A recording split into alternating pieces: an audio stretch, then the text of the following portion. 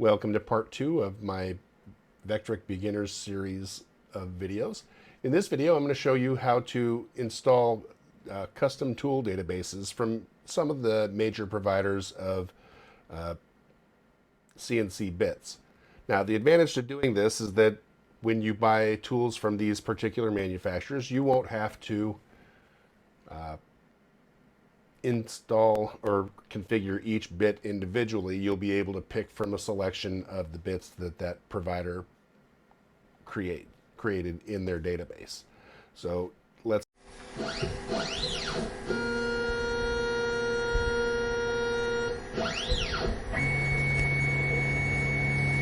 in order to install a Vectric tool database, you first need to open up Vcarve and then go under your tool paths and select Tool Database.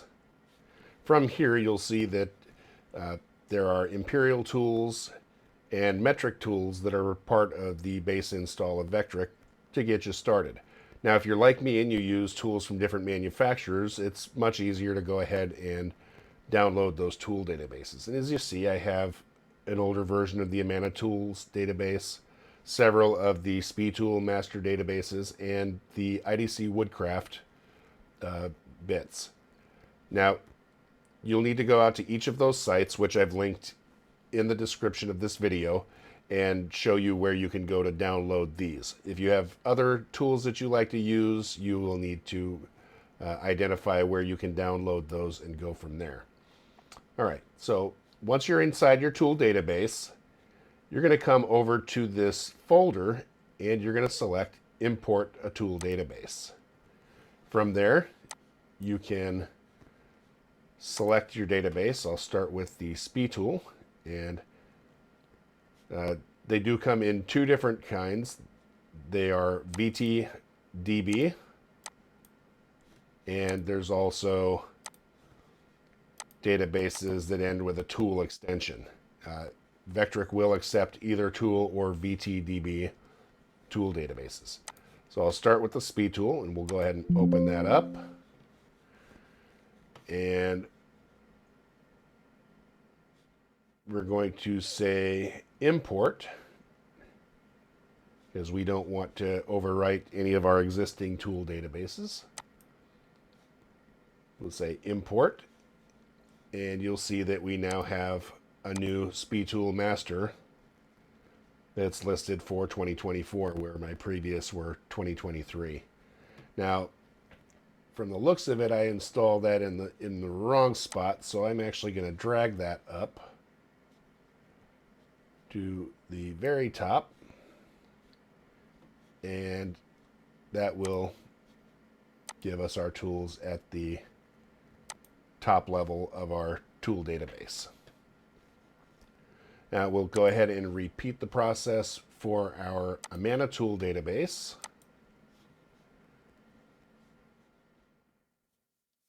And you see that it installed our Amana tool database here. I'm going to go ahead and give that a date and say 5 version. Click on apply so that it saves the name.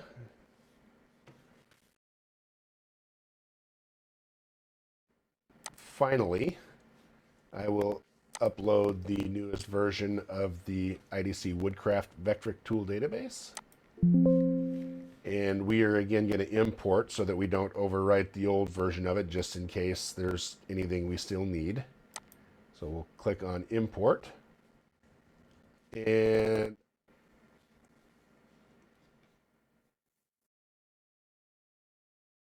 see where it put that. Where did it put that?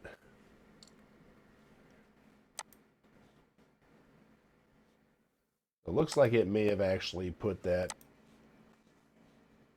into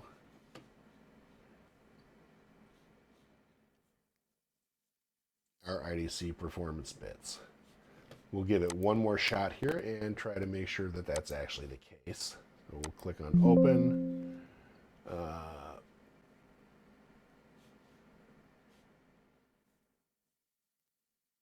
And we'll say, hold on, let's go back up to the top level and do an import. And say import. And it still did not do that. So I think with the IDC Woodcraft version, it's just dumping that back into the same folder where I had before. When we're done, we'll say apply and then OK. And that is how we import our tool databases. Now, when you use a tool database, you can open it back up, and if you select hardwood, for example, you'll have all of your bits listed and configured. If we change over to softwood,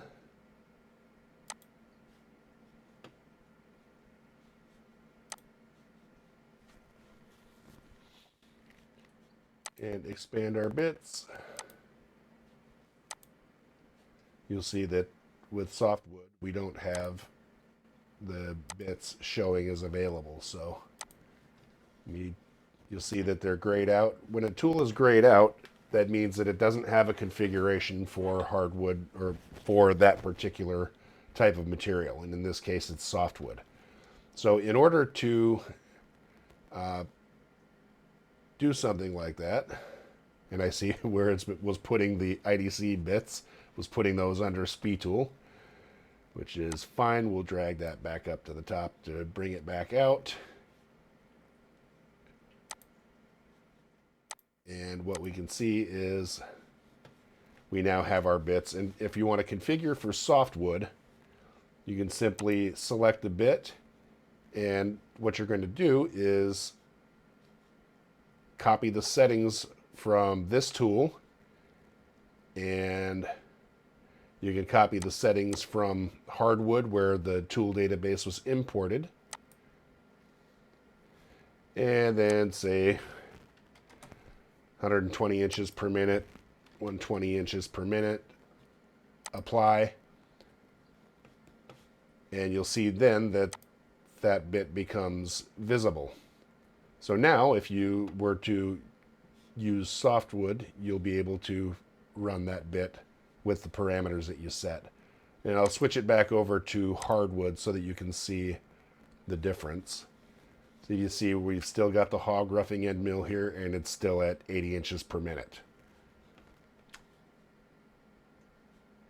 And after that, we can apply and say OK. And that's all there is to it. So I want to take the opportunity to thank you for watching, and if you enjoyed the video, please like and subscribe, and we'll go ahead and see you in the next video in the next couple of days. Thanks for watching, and here's some other videos I think you might like.